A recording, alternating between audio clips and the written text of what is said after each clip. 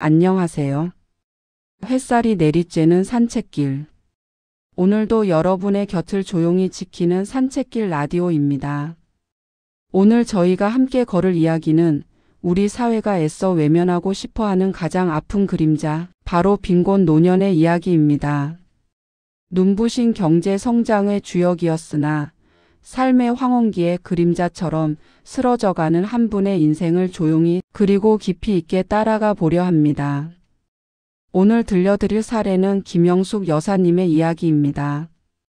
이야기 시작 전 구독과 좋아요로 영상 제작에 큰 힘을 주시길 바랍니다. 영숙님의 삶은 한국의 격동적인 현대사와 함께합니다. 1950년대 초반 전후의 폐허가 채 가시지 않은 경기도의 작은 마을에서 태어난 영숙님은 가난했지만 서로를 의지하던 대가족의 맏딸이었습니다. 당시의 가난은 선택이 아닌 환경이었습니다. 끼니를 잇는 것 자체가 고통스러운 싸움이었고 쌀밥은 명절에나 겨우 구경할 수 있는 귀한 것이었습니다. 어린 영숙님에게 학교 교육은 사치였습니다.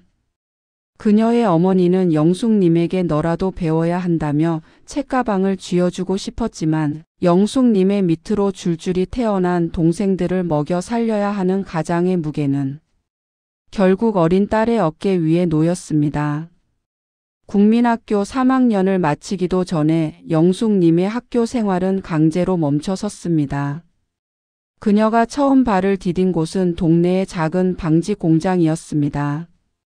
10살 남짓한 어린아이의 손은 공장의 차가운 기계 앞에서 굳은 살이 박히기 시작했습니다.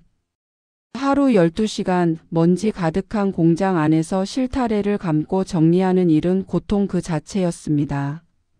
제대로 쉬지도 먹지도 못했지만 매달 손에 쥐는 얼마 안 되는 품삯은 집안의 가장 큰 수입원이었습니다.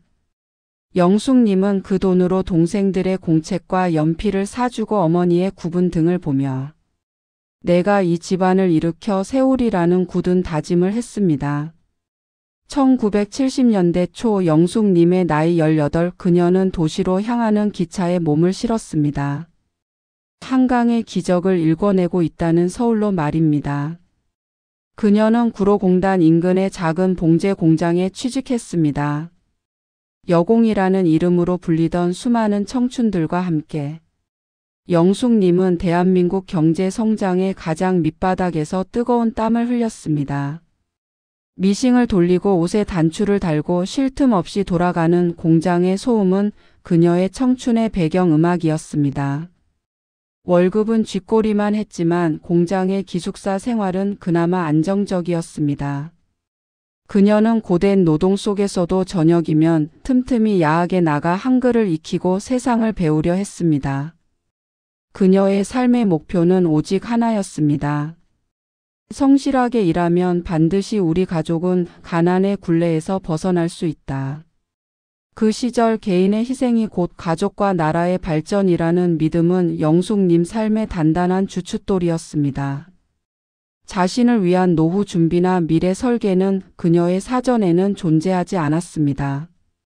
자녀와 가족을 위한 헌신이 그녀의 전부였습니다. 20살을 갓 넘긴 무렵 영숙님은 같은 공단의 작은 인쇄소에서 일하던 성실한 청년과 만났습니다. 그 청년 김 씨는 비록 가진 것은 없었지만 성실한 만큼은 누구에게도 뒤지지 않았습니다. 두 사람은 부모의 도움 없이 서로의 성실함만을 믿고 결혼했습니다. 그들의 신혼집은 서울 변두리의 반지하 단칸방이었습니다. 습기와 곰팡이가 늘 문제였지만 그 작은 공간은 두 사람에게는 세상에서 가장 따뜻한 보금자리였습니다. 이듬해 첫 아이가 태어났고 이후 2명의 아이가 더 세상의 빛을 보았습니다. 새 아이의 탄생은 기쁨이었으나 동시에 어깨를 짓누르는 거대한 무게였습니다. 남편의 인쇄소 월급만으로는 5 식구가 살아가기엔 턱없이 부족했습니다. 생활고는 영숙님을 다시 노동의 현장으로 불러냈습니다. 영숙님은 아이들을 어린이집에 맡길 형편이 되지 못했기 때문에 남편이 퇴근한 밤에만 일을 할 수 있었습니다. 아이들을 재운 후 그녀는 밤새도록 동네 공장에서 가져온 부업을 했습니다. 당시 유행하던 가발에 머리카락을 엮고 작은 전자부품을 조립하는 고된 노동이었습니다. 새벽녘 피로가 극에 달해 미싱 앞에서 조는 것이 일쑤였습니다.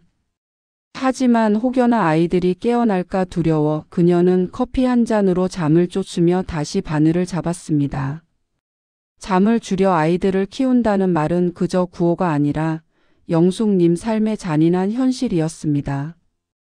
가장 큰 걱정은 아이들의 교육이었습니다. 자신처럼 배움의 기회를 놓치게 할 수는 없다는 생각에 영숙님 부부는 허리가 휘는 줄도 모르고 일했습니다.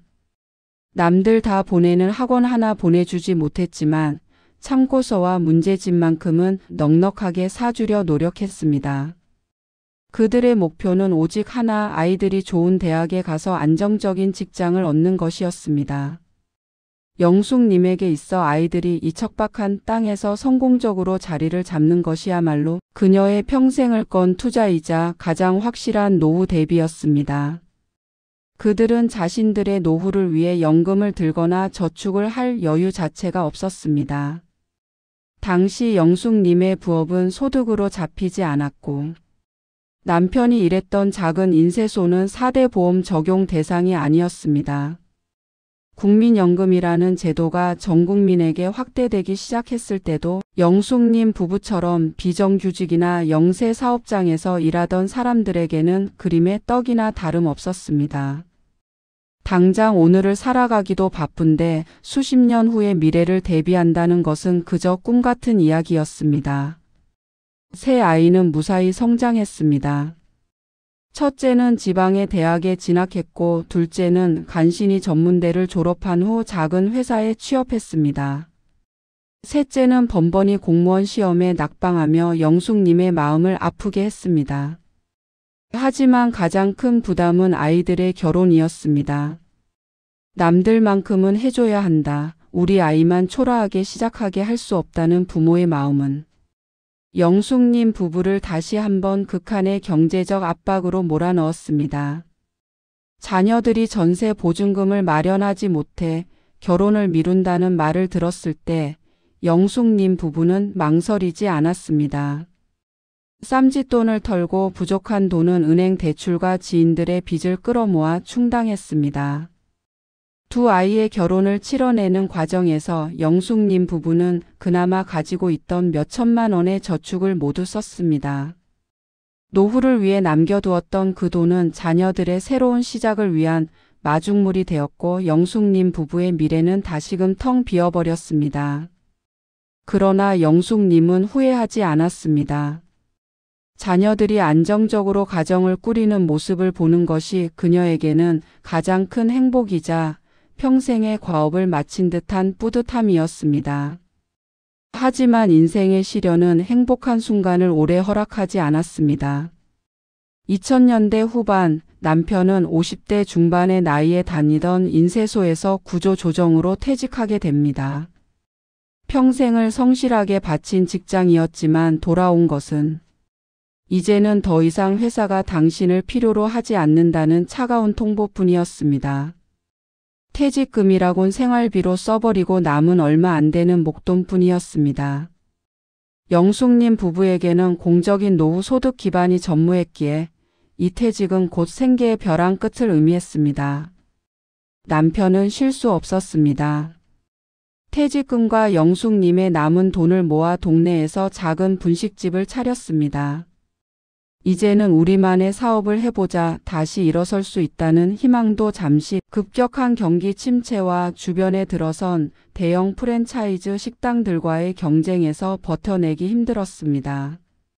남편은 식당 운영에 모든 힘을 쏟았지만 결국 분식집은 개업한 지 2년 만에 빚만 잔뜩 남긴 채 문을 닫았습니다. 모든 것이 수포로 돌아갔고 부부는 깊은 좌절감에 빠졌습니다.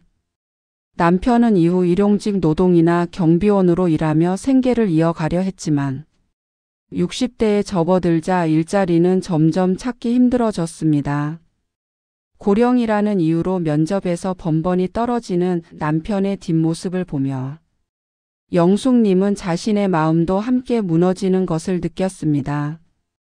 영숙님 역시 식당 주방 보조나 파출부 일을 해보았지만 평생의 노동으로 인해 망가진 무릎 관절염 때문에 오래 서 있거나 무거운 짐을 드는 일은 불가능했습니다. 그녀의 몸은 이미 험난했던 세월의 대가를 치르고 있었습니다. 절망적인 상황 속에서 갑자기 남편이 뇌출혈로 쓰러졌습니다. 길거리에서 쓰러진 남편은 다행히 목숨은 건졌지만 오른쪽 팔다리가 마비되고 언어 장애를 얻게 되었습니다. 이제 영숙님에게는 생계 유지와 함께 남편을 간병해야 하는 이중의 고통이 주어졌습니다. 병원비는 눈덩이처럼 불어났습니다. 국민건강보험이 적용되지 않는 비급여 항목들은 가난한 이들에게는 사형 선고나 다름없었습니다. 그나마 남아있던 전세 보증금까지 모두 병원비로 쓰고 영숙님은 빚을 낼 수밖에 없었습니다. 밤낮 없이 남편의 대소변을 받아내고 재활을 돕는 간병 생활은 영숙님의 남은 기력마저 송두리째 앗아갔습니다. 그녀는 자신을 돌볼 여력조차 없었습니다. 긴 병원 생활 끝에 결국 남편은 병상에서 일어나지 못하고 세상을 떠났습니다. 남겨진 것은 작은 쪽방의 월세 계약서와 병원비로 얻게 된 빚, 그리고 쓸쓸한 영숙님 혼자뿐이었습니다. 세 자녀가 있었지만 영숙님은 그들에게 도움을 청할 수 없었습니다. 자녀들 역시 팍팍한 삶을 살고 있었습니다. 첫째 아들은 대출금 상환에 시달리고 있었고 둘째 딸은 육아 때문에 직장을 그만둔 상태였습니다. 셋째는 여전히 불안정한 일자리를 전전하고 있었습니다.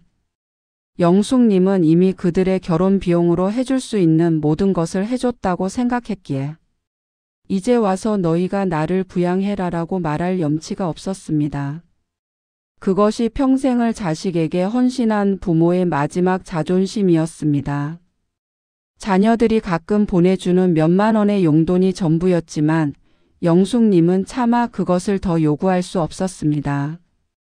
현재 영숙님은 기초연금월 30만 원 남짓과 기초생활수급비로 겨우 생활하고 계십니다. 2024년 기준 1인 가구 최저생계비에도 미치지 못하는 금액입니다. 주거급여를 제외하고 나면 손에 쥘 수 있는 돈은 한 달에 50만 원이 채 되지 않습니다.